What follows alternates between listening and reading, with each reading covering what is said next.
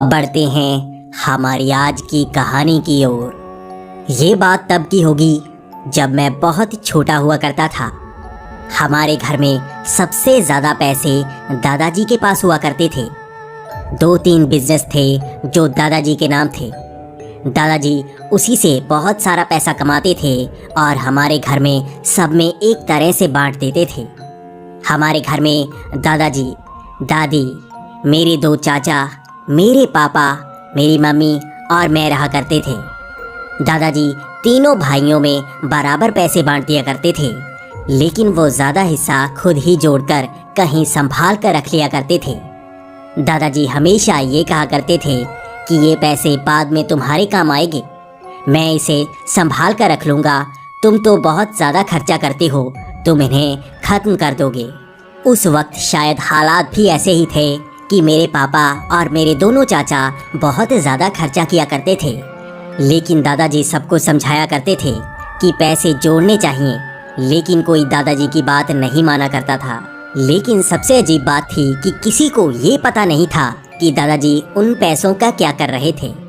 ना तो वो उसे बैंक में जमा करवाते, ना ही कहीं संभाल कर रखते। वो कुछ ना कुछ तो ऐसा कर रहे थे जिससे वो पैसों को संभाल कर तो रखते, लेकिन वो बाद में मिलते। घर में हर कोई ये जानना चाहता था कि दादाजी उन पैसों का क्या कर रहे थे।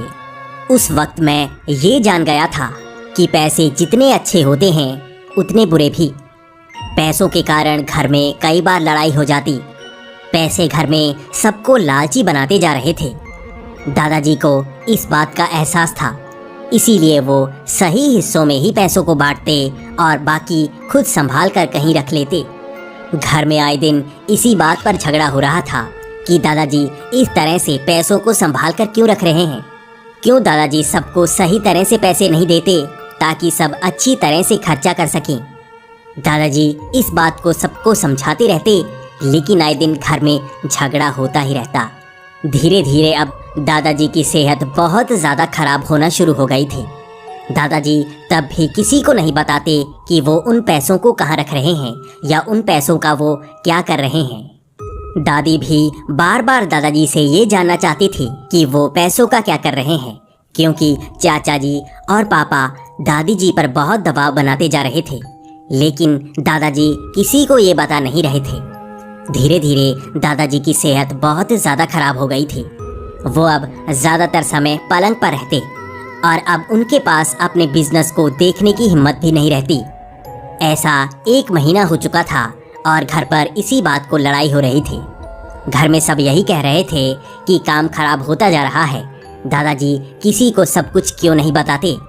लेकिन दादाजी भी ये कह रहे थे कि समय आने पर सबको पता चल ही जाएगा, लेकिन ऐसा हुआ नहीं। अचानक एक सुबह जब सब उठे तो दादाजी की आंख नहीं खुली। वो अब इस दुनिया से जा चुके थे। घर में एक शोक की लहर गूंज गई थी। घर में सब उदास थे। ऐसा ही लगभग 1 हफ्ते तक रहा। घर में सब बहुत ही दुखी थे, क्योंकि दादाजी से सबका बहुत ज़्यादा प्यार था। लेकिन 1 हफ्ते बाद एक अलग सा झगड़ा शुरू हो गया था। सब ये जानना चाहते थे कि दादाजी ने उन पैसों का क्या किया। मेरे दोनों चाचा और मेरे पापा में बहुत ज़्यादा बहस होने लगी थी। चर्चा यही थी कि उन पैसों का क्या हुआ। क्या दादाजी ने किसी एक को वो सारे पैसे दे दिए थे? इसका जवाब किसी के पास नहीं था। झगड़े का कारण अब बढ़ता जा रहा था और घर में कलेश भी बढ़ता जा रहा था। सबने अपनी पूरी कोशिश कर ली थी। घर में हर जगह देख ली थी। उनके काम पर भी जाकर हर जगह देख ली थी। कहीं पर भी कोई पैसा नहीं मिल पा रहा था, ना ही कोई ज़मीन, ना ही कुछ। उन्होंने कचहरी में भी कई चक्कर लगा लिए थे। क्या उन्होंने कोई ज़मीन खरीद ली थी या वो सोना ले चुके थे? किसी को कोई जवाब नहीं मिल रहा था। आखिर सब इसी बात से तो परेशान थे। जब किसी को कोई जवाब नहीं मिला तो सब निराश हो चुके थे। लेकिन मेरे सबसे छोटे चाचा, उनके पास एक जवाब था। वो बार बार कह रहे थे कि अब तो कोई ना कोई तांत्रिक ही उनकी मदद कर सकता है। घर में कोई भी एक बात पर राय नहीं बना रहा था कि हमें ऐसा करना चाहिए। लेकिन मेरे सबसे छोटे चाचा इस बात पर अड़े थे। वो कह रहे थे कि तांत्रिक ही इसमें हमारी मदद कर सकता है। तांत्रिक दादाजी की आत्मा से बात कर सकते हैं और इसी हालात में वो जान सकते हैं कि दादाजी ने उन पैसों का क्या किया। अगले कई दिनों तक घर में झगड़ा होता ही जा रहा था और अंत में एक बात पर सुलह हो गई थी कि उन्हें गांव के पास ही शमशान में रहने वाले उस तांत्रिक के पास जाना चाहिए। वो जवाब दे देगा। आखिर जो भी पैसा मिलेगा वो बराबर बांट लिया जाएगा। किसी को कोई छोटा हिस्सा नहीं मिलेगा। पैसा बिल्कुल बराबर जाएगा। इस सुलह के बाद अब उस तांत्रिक के पास जाना था। वक्त रात के 8 बजे का था और मेरे दोनों चाचा और मेरे पापा उस तांत्रिक के पास जा पहुंचे थे। तांत्रिक जानना चाहता था आखिर किस तरह की परेशानी है। तांत्रिक ये जानना चाहता था कि घर में कौन सी बड़ी मुसीबत आ गई है जो उन्हें तांत्रिक के पास आना पड़ा। तो उन्होंने तांत्रिक को सब कुछ बता दिया। उन्होंने कहा कि दादाजी अंत में कुछ न कुछ करना चाहते थे, लेकिन उनकी जान थोड़ी पहले चली गई। वो कुछ ऐसा कर ही नहीं पाए ताकि उन पैसों का कुछ हो सके। तांत्रिक जानता था कि ये बात लालच की है। उनको कोई परेशानी नहीं है, बस वो लालच के कारण दादाजी से उस ज्ञान को पाना चाहते हैं। वो पैसे कहाँ हैं? उनका यही सवाल था। तांत्रिक काफ़ी बार ना नुकर कर रहा था, लेकिन सब तांत्रिक पर दबाव बनाते जा रहे थे। तांत्रिक को पैसों का भी लालच दिया गया और कई चीज़ों का भी। तांत्रिक भी जानता था कि अब उसके पास मौका है, वो भी कई चीज़ें पा सकता है और वैसे भी लालच का कोई इलाज नहीं होता। तो तांत्रिक ने कहा कि अगले 1 महीने तक तुम्हारे आसपास दादाजी की आत्मा आती रहेगी। जवाब तो तुम्हें खुद ही पाना होगा। मैं उन्हें 1 महीने तक जिंदा कर दूंगा। इस बात को सुनकर सब खुश हो गए थे। सबको खुशी इस बात की थी कि दादाजी वापस आ रहे हैं, लेकिन उससे ज़्यादा खुशी थी कि उन्हें वो राज पता लग जाएगा जिसे दादाजी कई सालों से छिपाते आ रहे थे। घर में एक तरफ खुशी की लहर थी तो एक तरफ लालच का प्रकोप। घर में ऐसे हालात थे कि इंतज़ार हो रहा था, लेकिन ये कैसा इंतज़ार था कि किसी को पता नहीं था आगे होगा क्या। अगले 2 दिन तक घर में इंतज़ार किया गया। सब ये इंतज़ार करते रहे कि दादाजी कब वापस आएंगे। वो इंतज़ार करते जा रहे थे। रात के वक्त भी घर में खाना बनाया जाता। सब इंतज़ार करते कि दादाजी घर में आएंगे, लेकिन वो 2 दिन तक घर में महसूस ही नहीं हुए। इसके बाद मेरे सबसे छोटे चाचा उसी तांत्रिक के पास गए और वो उससे जाकर कहने लगे कि तुमने कहा था कि घर में दादाजी वापस आएंगे 1 महीने के लिए, लेकिन हमें तो दादाजी कहीं नज़र नहीं आ रहे हैं। तो उसके बाद तांत्रिक ने गुस्से में कहा कि मैं उस मरी हुई आत्मा को वापस तो बुला सकता हूँ, लेकिन उसे शरीर नहीं दे सकता। तुम्हें घर में उसे खुद ही महसूस करना होगा। वो तुम्हारे आसपास ही होंगे, लेकिन अगर तुम रात के वक्त भी जागते रहोगे तो वो तुम्हें एहसास कैसे देंगे। इसके बाद इस बात को चाचा जी ने सबको बता दिया। इसके बाद अगले कई दिनों तक दादाजी का एहसास सबको होता जा रहा था। किसी को दादाजी सपने में नजर आते तो किसी को काली परछाई हमारी रसोई में नजर आती।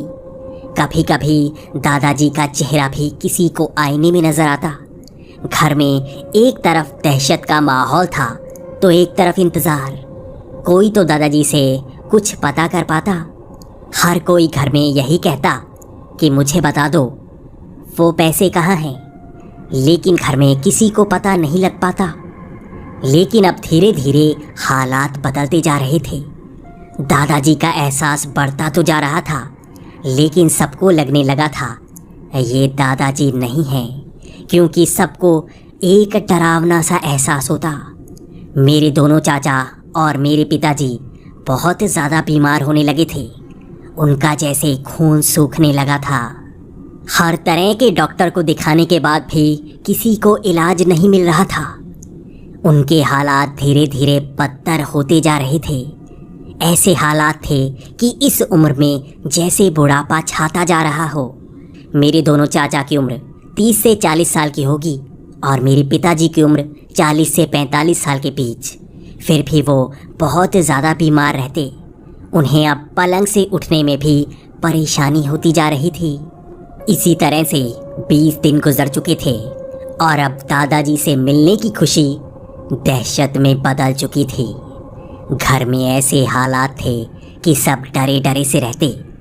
घर में होना ही कुछ ऐसा शुरू हो गया था। घर में कई जगह अपने आप आग लग जाती। किचन में कभी कभी सिलेंडर की पाइप अपने आप निकली हुई होती और सिलेंडर ऑन होता। इस तरह से गैस फैली होती कि बस एक चिंगारी हमारे घर को उड़ाने के लिए काफ़ी थी। ऐसे ही हालात हर तरफ थे। इसी तरह से कांच की बोतल गिरी हुई होती और वो टूटा हुआ कांच किसी न किसी के पैर में चुभ जाता। ये बहुत ही खतरनाक से हालात थे। हर कोई डरा सा सहमा सा घर में ही रहता। अब रात के वक्त भी एक परछाई आसपास घूमती रहती। उसे ढूंढने की ज़रूरत नहीं पड़ती, वो तो जैसे हमारे आसपास ही होती।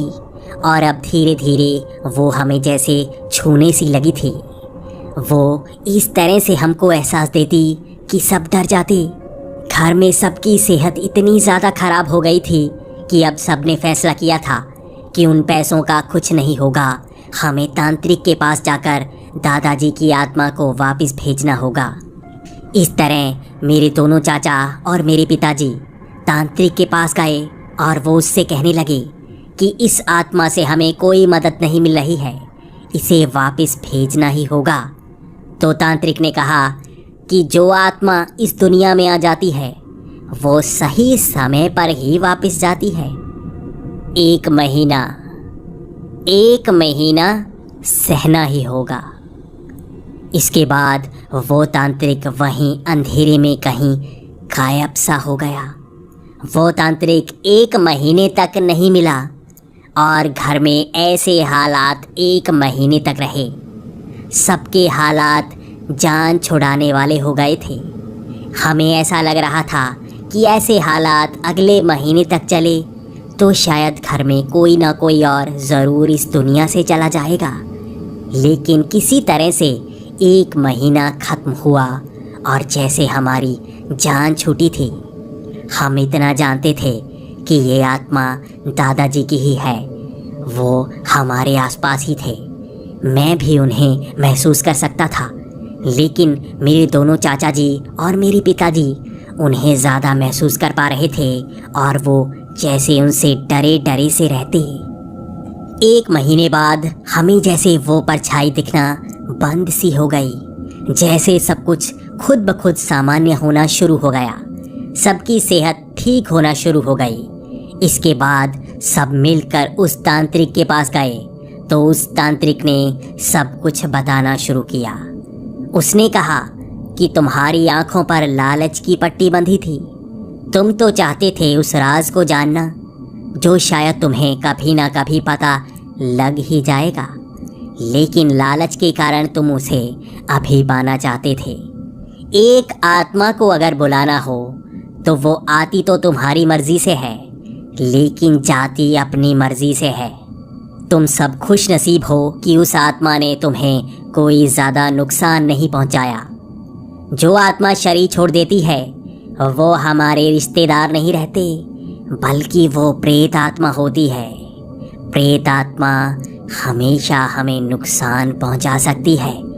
वो अब तुम्हारे दादाजी नहीं, बल्कि एक आत्मा है। उसे ना कोई लोभ है ना कोई मोह।